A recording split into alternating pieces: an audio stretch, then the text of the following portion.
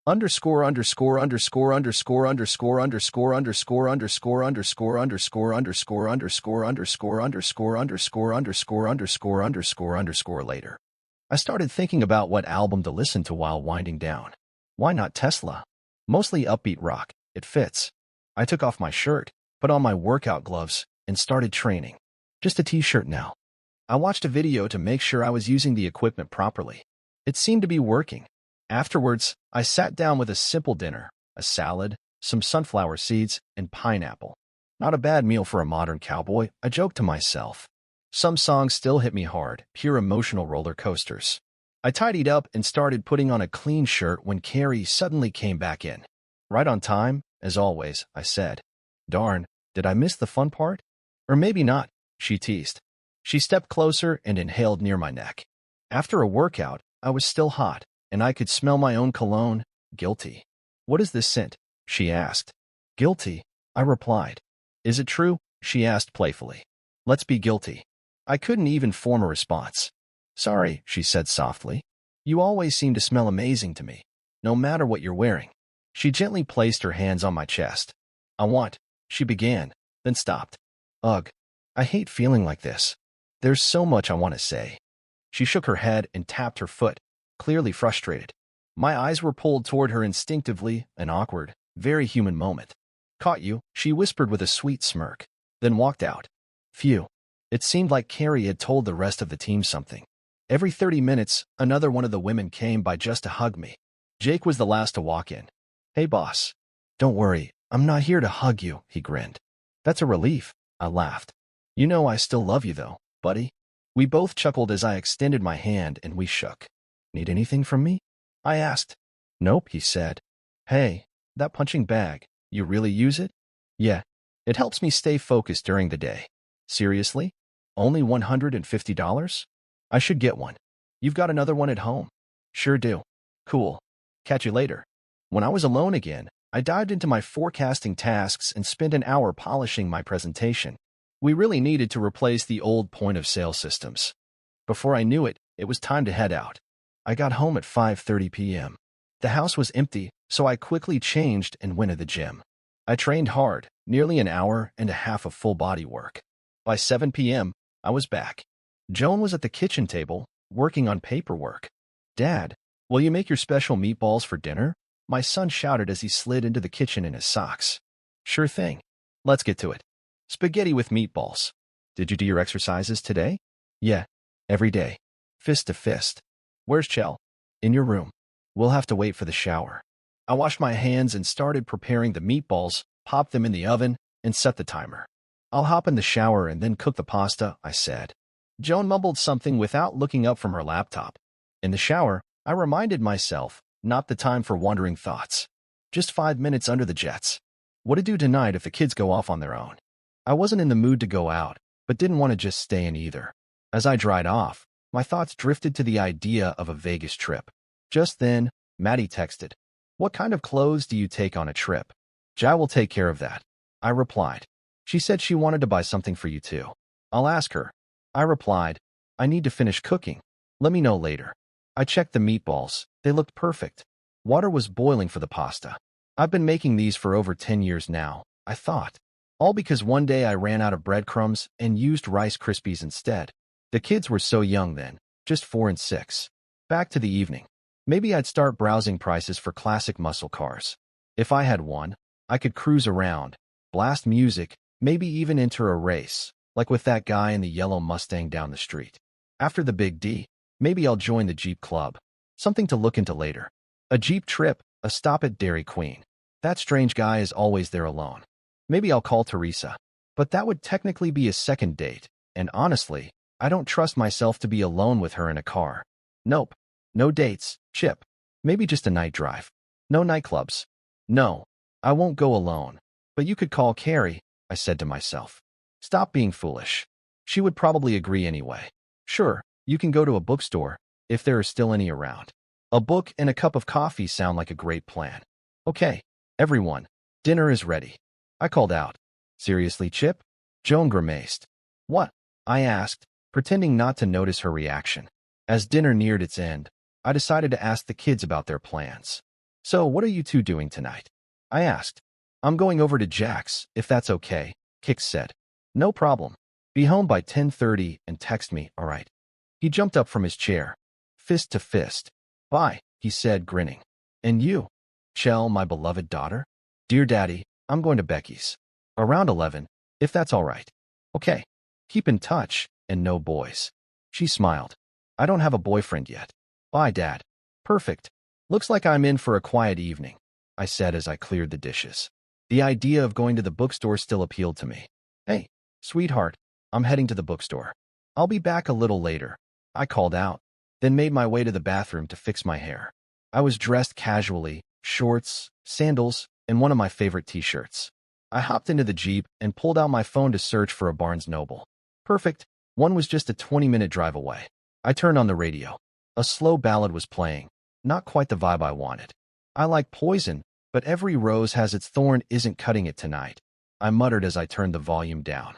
Then Genesis started playing. Much better. Just then, a message came in from Maddie. I decided I'd read it later. The store came into view. I walked inside and made my way to the magazine section. There it was, a magazine featuring muscle car prices. Another one about Jeeps caught my eye, so I grabbed that too. Great, I thought. Now, how about a book for myself? I headed toward the fiction section, craving something light but engaging. Maybe some science fiction or fantasy to help ease into September. Then I saw her. A woman in yoga tights, stylish and confident. Nice hairstyle, I thought. She turned sharply and noticed I had been looking. I tried to play it cool and gave her a polite smile. "Hello," she said, returning the smile. "Hi," I replied, keeping it brief but friendly. I moved through the aisles, trying to focus. "Okay, find a book," I told myself. Curse of the Giants looked promising. I picked it up and read a few pages to see if it suited me. Then I remembered the Starbucks inside the store. I headed over and ordered a chai latte. I wonder if chai has caffeine, I thought, then took my drink and looked for a cozy seat. As I sat down, the woman from earlier passed by again. "You chose quickly," she said with a smile. "I know what I like," I replied, smiling back. I figured I'd test drive the book with a cup of tea.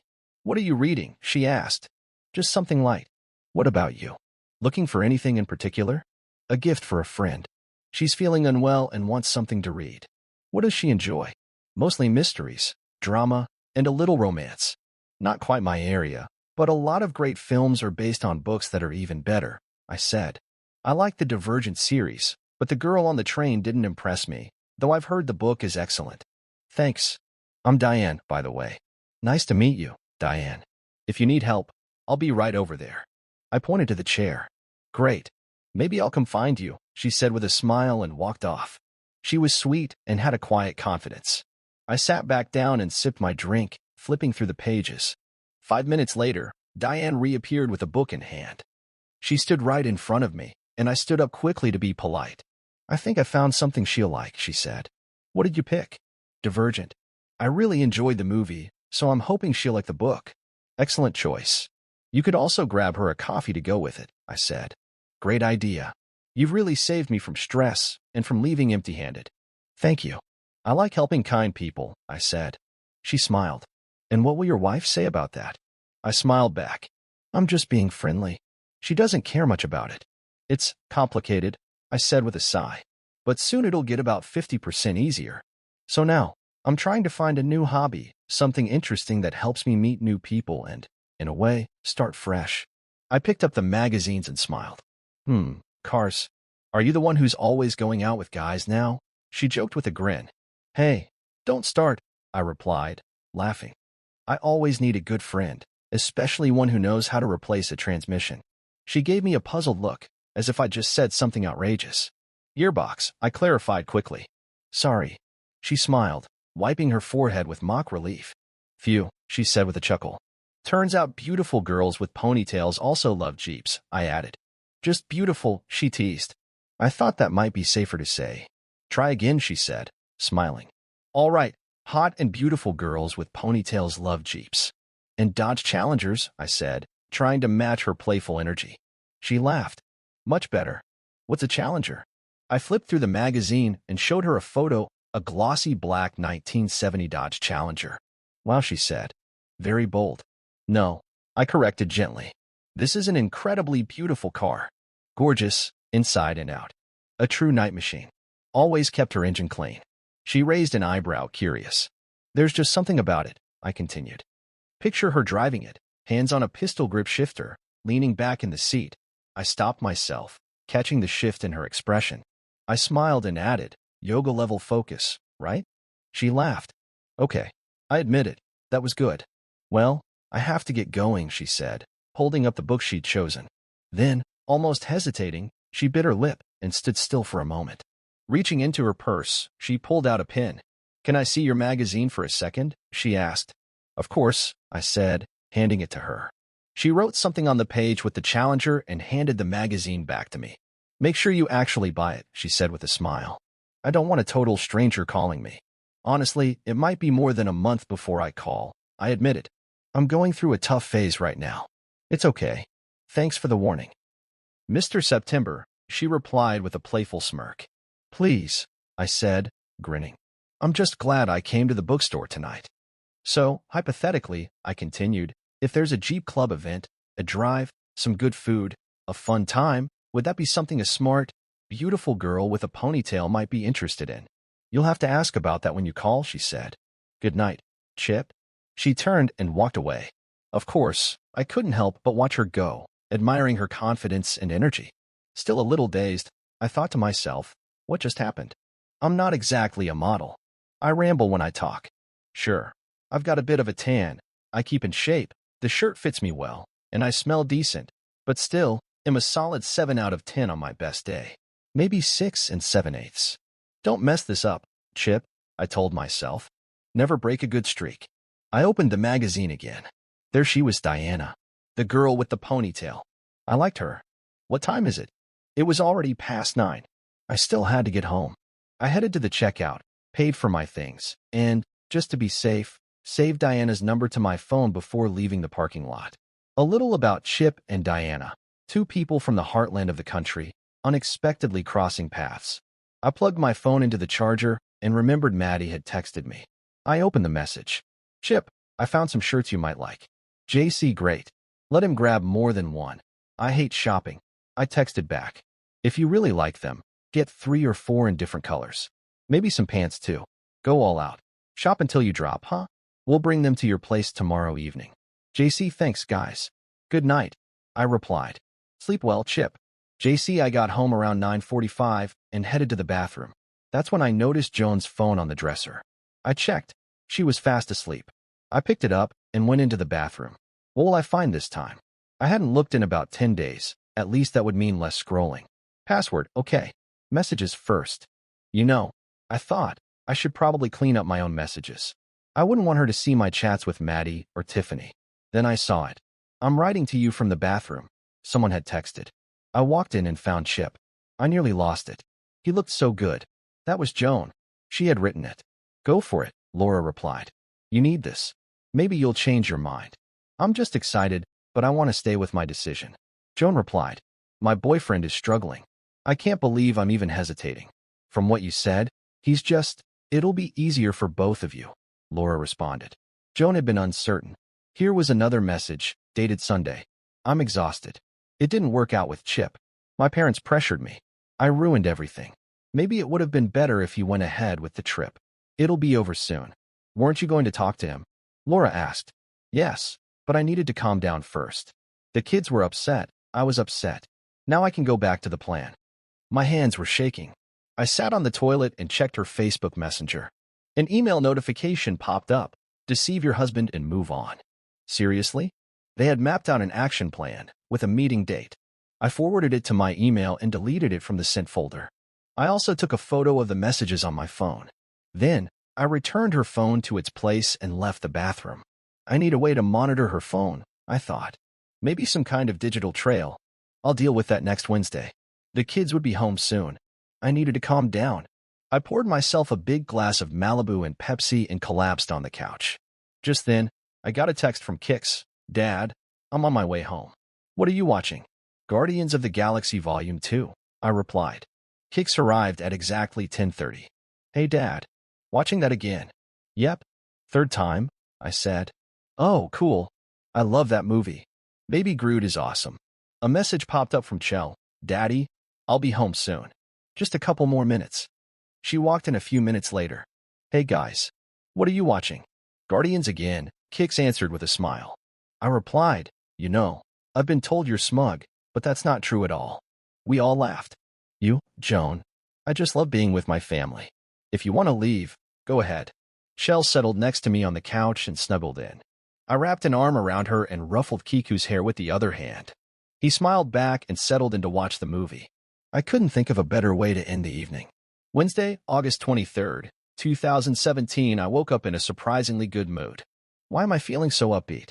Or is this just how normal is supposed to feel? Looks like I need some caffeine before I can figure it out. My next conscious memory was in the parking lot at work. I've been trying to piece together what happened over the past 2 hours. I remember the morning, but it went by in a blur. Strange. I sprayed a little Armani Gio on all the right spots and walked inside. Can't believe I already finished this massive iced coffee. Zva, zva, zva, va. The day flew by. Rewind, it's already lunchtime, and I need to pick out some music. Tiffany and that song Firewoman came to mind. I pulled up The Cult and browsed the album. Wow, I know almost all these songs. The Cult is power. I searched for a t-shirt online while listening. Ate some celery with peanut butter and a mandarin orange. Then I saw it, a long-sleeve shirt with a guitarist silhouette on the back. Super cool. I grabbed my credit card and bought it. They'll send it to Maddie. Great day so far. Then it hit me 2 weeks ago. I started training and playing basketball again, and I've been eating better. I think it's working. I feel good. Music, cologne, and a few interesting conversations. How could I not be in a good mood? I had another meeting with Diana yesterday. She seemed bright and cheerful, just full of good energy. And yes, she's attractive. I'm not going to pretend I didn't notice. After work, I hit the gym again and cleaned up afterward.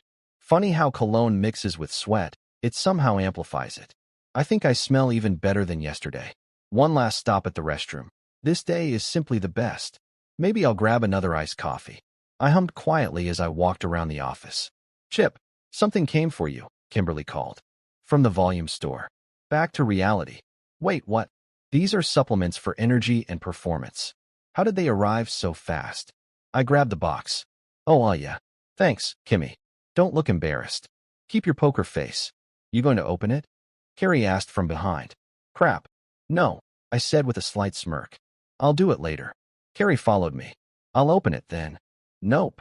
I kept walking, trying to brush it off. What are you hiding? She asked in a sing-song voice. Nothing. Just a gift. You're a terrible liar. I'll tickle the truth out of you. She reached out playfully. I'm going to call for backup. Who knows what'll happen? Maybe your buttons will fall off all by themselves. I ducked into an empty meeting room, but she followed. Low blow, Carrie, I said. Let me explain. In 3 weeks, Chip. 3 weeks. Do you know what that means? I'm a woman. I can't wait 3 weeks. Not even 3 hours. She stood there with her arms crossed, looking both adorable and unrelenting. Please, I said. Just 3 weeks. Mark your calendar. She reached for the box again. I grabbed her hand. She stepped closer, her expression playful, almost daring. Her other hand came up to tickle me, but I caught that one too. That's it, Missy. Payback time. I started tickling her. She leaned forward, either to kiss me or just mess with me.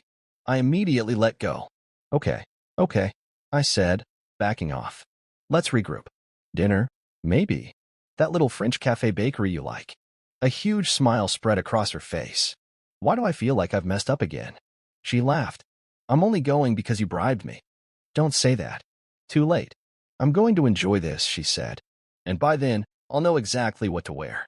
I chuckled nervously. You're in trouble, she added with a wink. She walked happily back to the office. What is wrong with me? I already have something like a date now. Of course, the inner voice, Captain Overthink, is thrilled. You did great, Chip. Don't break the streak. Tell her about the pills and she'll drive you straight to the cafe. She's clever. And honestly, my type. I walked to the Jeep, turned on the AC, opened the box, and read the instructions. 2 capsules a day. Maybe I'll start today. I dropped the pills in my pocket and drove to the nearest Danks for another iced coffee. I was reminded that I still needed to use the restroom. Afterward, I went to the kiosk and pulled out my phone. I opened a private browser tab and typed in a search. It had been a while since I visited a favorite reading site. I came across an article titled Tights and Protections. The title made me chuckle. It sounded funny. I didn't finish reading the story before I was done in the restroom, but I made a mental note to come back to it later. I washed my hands and walked back through the office. Carrie gave me a mischievous look as I passed by. I winked at her, and she giggled, which made me smile. I continued walking and saw Lori stumble. I quickly reached out, grabbing her by the waist to steady her. "Sorry, are you okay?" I asked. Lori's hands had ended up on my chest after the stumble. "Yes." "Wow. Give me a second, Chip," she said with a bit of a laugh. I hadn't thought I bumped into her that hard, but she was about half my weight. I tried to stay calm. I helped her into the chair she had just gotten out of. "I'm really sorry, Lori," I said. "You're sweet." "Thank you," she replied. I went back to my office, feeling slightly off, like I'd overstepped something unintentionally. A few minutes later, Carrie walked in.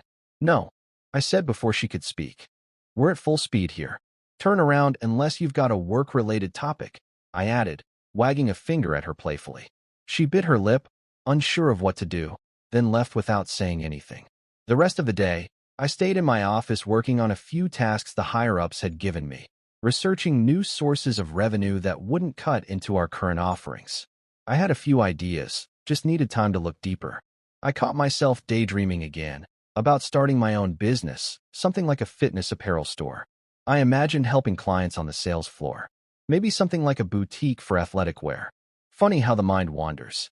I snapped back to reality and wrapped up my tasks. Around 5:20 p.m., I left the office. Practice was canceled for the evening, which gave me extra time to prep for Thursday night's game. I needed to pack my things tonight to avoid any last-minute rush. As soon as Joan went to bed, I figured I'd take Maddie's suitcase and put some fresh clothes in it. Maybe I'd bring the kids over for dessert later. When I got home, the house was empty. I changed into shorts and a t-shirt and started dinner, pan-frying some chicken quickly. Kix and Chell arrived a little after 6 p.m. "Hi, Dad." "Smells good," Kix said. "Dinner will be ready in about 30 minutes, I replied while setting the table. Joan arrived and said, "Let me change and I'll join you in a bit." We had a lively dinner conversation, though Joan was a bit quieter than usual. "Do you kids have any plans for the week? Maybe we could do some clothes shopping this weekend," I asked. "I'm staying at Jess's house on Thursday night," Kix replied. "Chell, are you still planning to stay at Jack's?" she asked her sibling. I looked at both of them, confused.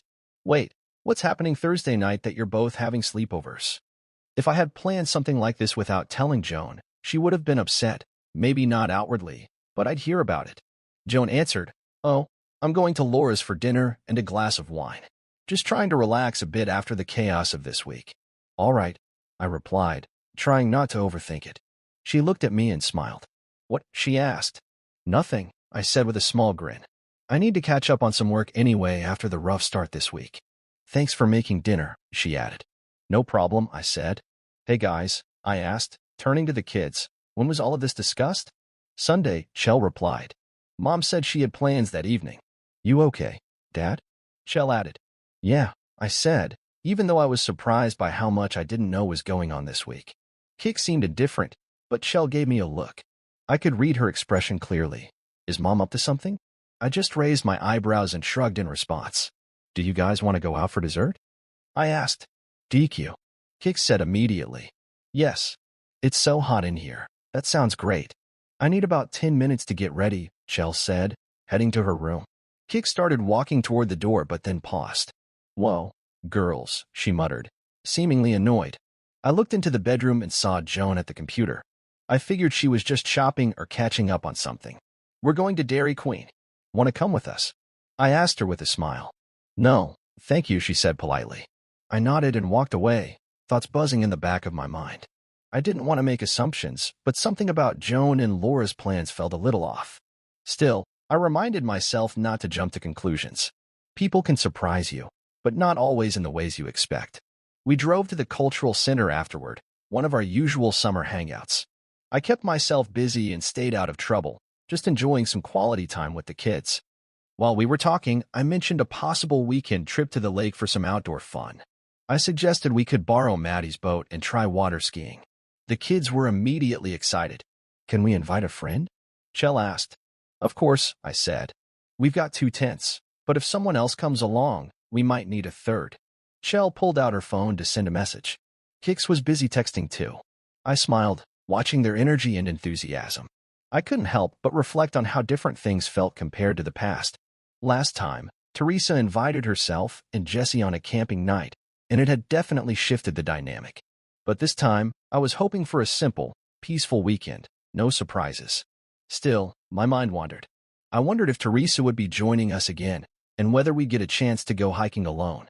I reminded myself to stay grounded and not let my imagination get carried away. The focus should be on family and relaxation, not drama. Back in the city, we wrapped up our dessert and headed home. It was nearly 9 p.m. Jessie wants to come with us, Chell said. Her mom said it's fine, but she'd like us to stop by and share more details about the trip. Okay, sounds fair, I replied. We can do that, or just give her a call if needed. Still, something about it gave me pause, maybe just nerves. Planning trips with teenagers always came with surprises. Tomorrow was going to be a big day. Between work, the lake trip, and some lingering questions, I had a lot to manage.